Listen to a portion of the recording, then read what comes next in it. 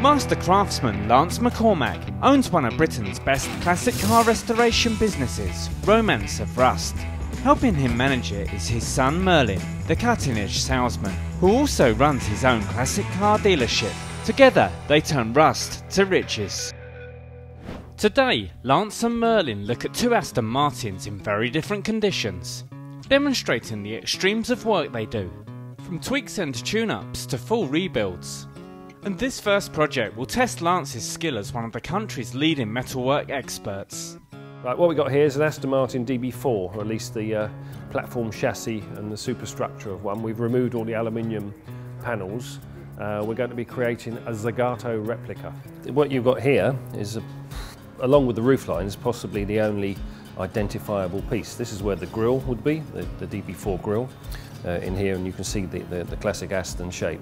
All steel, and it's called a platform chassis, so it's all folded box section, and that's for lightness. Everything about this was lightness. Launched in about 1958-59.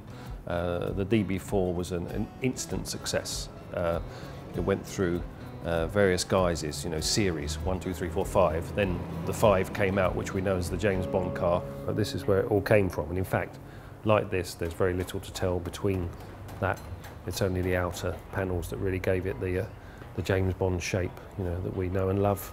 Zagato were quite a flamboyant coach builders, very notable for making beautiful cars, and the DB4 Zagato was sanctioned by Aston Martin, who sent them these type of bodies, and they converted them and put beautiful sculptural bodies on them. They clothed them in aluminium, even more flamboyant than this car was.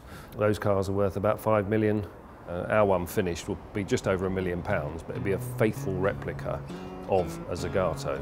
I've even got the engine being built by Aston Martin at a cost of 100,000, and it with a GT twin plug head. So once I've completed the Zagato conversion, it will be unrecognisable. As exciting as the conversion process is, Lance has a lot of work ahead of him. Now I do the metal work, the panel work. A friend of mine supplies me with the aluminium skins in a very crude form, that's the outer panels. I have to be responsible for the augmentation of this body, the closing up of the wheelbase by 5 inches, so we're about to make a fixture that allows for that to be measured once we put the cuts in exactly the right place. These here, this is like the rib cage, this is a sill section, that would all come off and be replaced as a matter of course. It's not going to be like an absolute facsimile.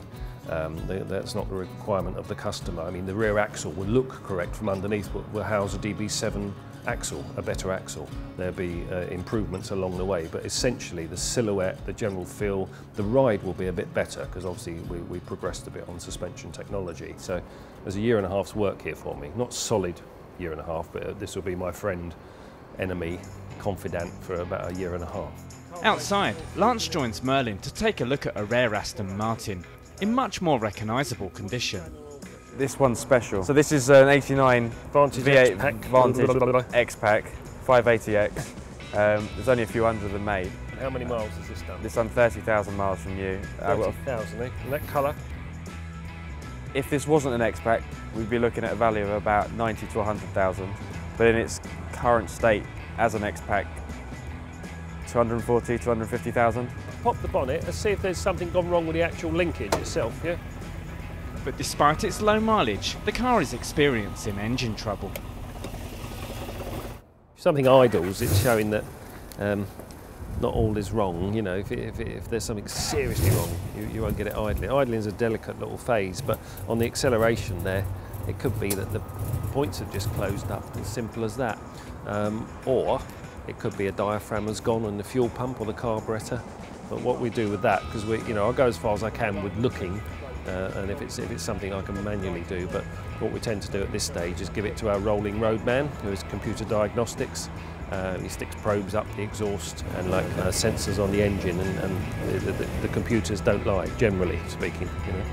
No, I don't know. Yeah, I don't think a screwdriver is going to cure that.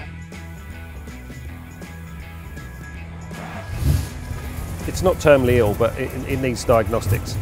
Wednesday, she will dance again. Next time on Rust to Riches. This is a genuine 396 SS, of which there really are only a handful in the country.